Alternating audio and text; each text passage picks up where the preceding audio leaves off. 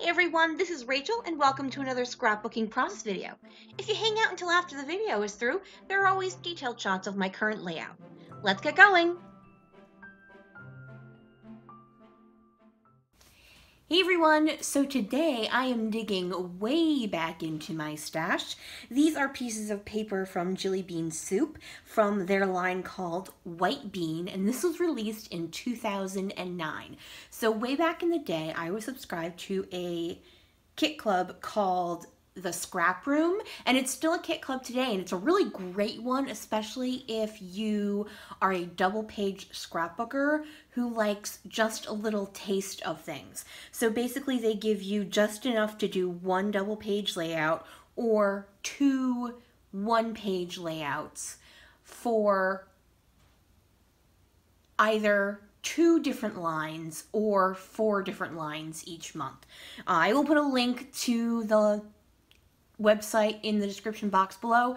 I am in no way paid by them. I've just subscribed to them a couple of times over the years, here and there. But this is from 2009. Now I am going to add to it because I'm pretty sure I pulled out whatever the embellishment was that came with this, because the only thing in it now are these bright yellow thickers, 3 pieces of cardstock, and 2 pieces or 1 piece? 3 pieces of pattern paper and 1 piece of cardstock. And I know each of them came with 2 pieces of cardstock, so I think at some point I rifled through this and pulled out some things to work with. I have no idea what though. It might have been all the way back in 2009 when I originally received this.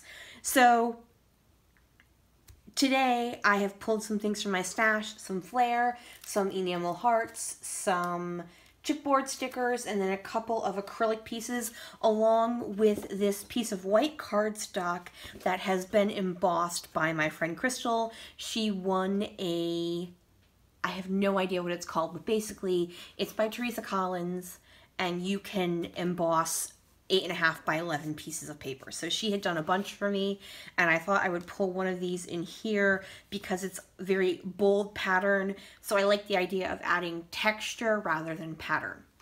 All right, folks, I have nattered on quite a bit. I'm going to go ahead and get you guys put on fast forward and start working on this layout and try to stop Ms. Xanthe from popping in over here because she's in her little box that I put to the side here, but she is, I'm moving my hand, so she's getting a little restless.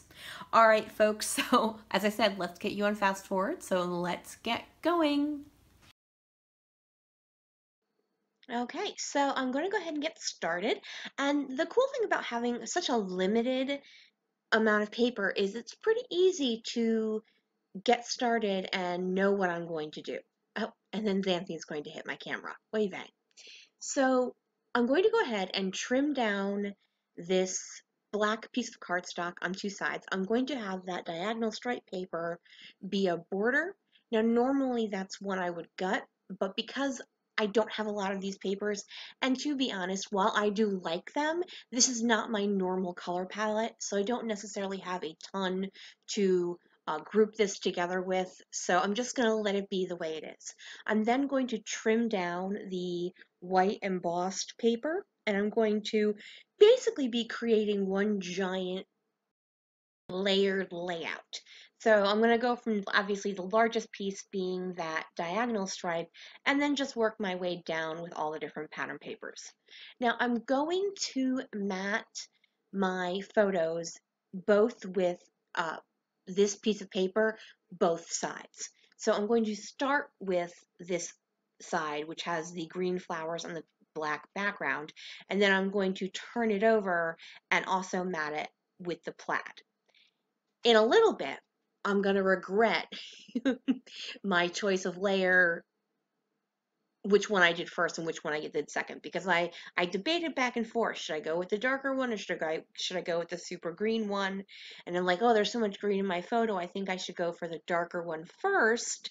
When it comes to later design things, I regret this decision. I mean, I'm not going to lose sleep over it or anything, but it did give me cause for annoyance for a minute or two. All right, so I have matted both of the photos. Now I'm deciding, do I want the larger dots or do I want the smaller dots? And I decide on the larger dots, and then I have to get rid of Xanthe once again. And so I'm going to layer that behind the embossed paper. I really like the bigger dots. I also really like the smaller dots. I'm a sucker for polka dots. I'm a sucker for diagonal stripes. Honestly, any paper, I'm good. I like paper. So now that I have that, I'm going to use the other side of what I used with the bigger dots, the smaller dots, obviously, and I'm going to use that as a banner piece along with the remnants of the floral and plaid paper. And that's where I'm seeing, and so the opposite side of diagonal stripe is like this yellow geometrical pattern, and I really did not like that piece of paper. So I was like, no, I'm not going to use that at all. So here's where, in looking at how this black and green floral piece works, I really, really wish I could have done the plaid instead. And here I'm annoyed. I'm like, oh, I don't like that. So since I don't like it, and because what I wanted was a little bit more yellow, because I'm going to be bringing in those yellow thickers. So I kind of wish I had not matted the way I did, but I did not have enough paper left to redo it. So I'm using my Stampin' Up! Triple Banner Punch, and since I'm going to layer this smaller banner piece over the larger banner piece, I wanted the angles in the banners to be the same. Most of the time I don't care, good enough is fine, but with this strong graphic look of this layout, I needed it to be the same angle, because I'm crazy in that way. So if the paper of the triple banner punch is larger, you can still get it in there and hopefully get it even enough, and then just use scissors to trim off the corners as you saw me do. Well, at this point, like 5 minutes ago, because I've been chatting. All right, I'm going to go ahead, get the banner piece down to the level I want it to be, and then go ahead and glue my 4x6 photo to the front of it. I then am going to get all my papers layered and actually glued up. I'm adding a lot of glue to the back of this embossed piece simply because it is embossed, and so I want to make sure it actually sticks. And then I'm going to do a trick that Kelly O'Black taught me, and that is when you are layering large pieces of paper, just put a strip of glue along the top, and that way, if you glue it crookedly, like I would normally do, you then only have to peel off that one side of glue. Then you can just go back and, lift the top layer off and add glue, and there you go. And see, because I did that, I didn't glue it crookedly. If I hadn't done that, that sucker would have been so wonky, I would have cried. Oi. All right, so I've got my basic structure here. I'm going to go ahead and add my title. I'm starting off with these yellow thickers that came in this kit. I believe they're called Lullaby, but don't quote me on that. And then I'm going to finish off the rest of my title with some black foam thickers. I especially liked using the foam thickers on this textured cardstock because chipboard or letter stickers would be hard to make sure they actually are going to stick. These are black thickers called together. They have two different sizes of all uppercase. So my title is called Running with the Cows. I was in Texas for a scrapbooking weekend, and a bunch of us went to lunch, and as we're getting ready to cross the street, we were in like a shopping area, hotel area in Plano, Texas, and my friend Vicky all of a sudden yells, "Cows!" and goes staring across the street. I mean, we had a walking sign. She didn't like go in traffic. And there were these statues of the Texas Longhorns. And so after we had lunch and margaritas, we had our photo. We took photos with all the Longhorns, and we did this photo in the right hand side you see there is we are running with the bulls, obviously not actual bulls, but the longhorn statues, and we thought we were hilarious, of course. um but It's a funny story. I mean, I love that photo like makes me laugh every single time I see it.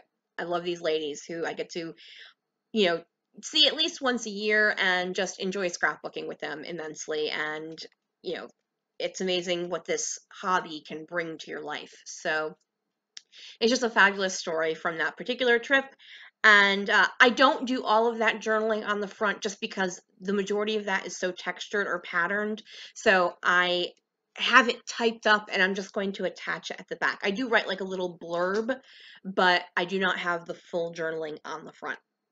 All right, while I've been nattering on, I have added a couple of acrylic pieces, and those are from Color Cast Design. I've also added a couple enamel hearts from Bella Boulevard in the pickle juice. I don't remember which one it's called. And then I added that black and white flag chipboard piece, and that is from a Project Life chipboard set. I also have these little chipboard pieces, and these are actually from Felicity Jane. She had like a clearance sale, and I bought just a couple of things. And these little, I think they called them chipboard flare, something along those lines. And they're all in black and white. So I added a couple of those as well. And now I'm just adding another chipboard heart from the Project Life uh, not collection, chipboard package. That'll work. And then I'm like, oh, I'm done. I'm like, no, wait, you wanted to add a blurb on a little bit of journaling on the front, even though, as I said, I'm going to attach the big story to the back. So I'm just writing something about, goofing off with the Texas Longhorns. And I'm going to attach that. I'm going to have to go back afterwards and add some liquid glue behind it. I forgot about that, and then when I went to pick up the layout, kind of popped offish. So I'm going to finish this layout with every shade of green shimmers I own, which apparently is at least 3, if I remember correctly. I actually think I have a 4th that I didn't use because the tone of green wasn't right, but I'm adding Hermit the Frog, and then the other one is called Don't Citron Me, something like that. The problem is she put it in the wrong bottle, so I don't have the correct bottle. Like the bottle says suede shoes, something like that, brown suede shoes, but it's not. It's a green color. And then I'm going to finish off with Tuscan Sun. And I think, yes, I'm going to add some enamel dots. These are older ones from Basic Gray, and that is actually going to finish off my layout for today. Thank you guys so much for joining me. If you could flick me a thumbs up, that would be super duper awesome. Have a great day, everyone. Thanks again so much for watching my videos. Thanks to you who comment, and I totally understand those who don't because it's not always easy to do it. Have a great day, everyone. Bye!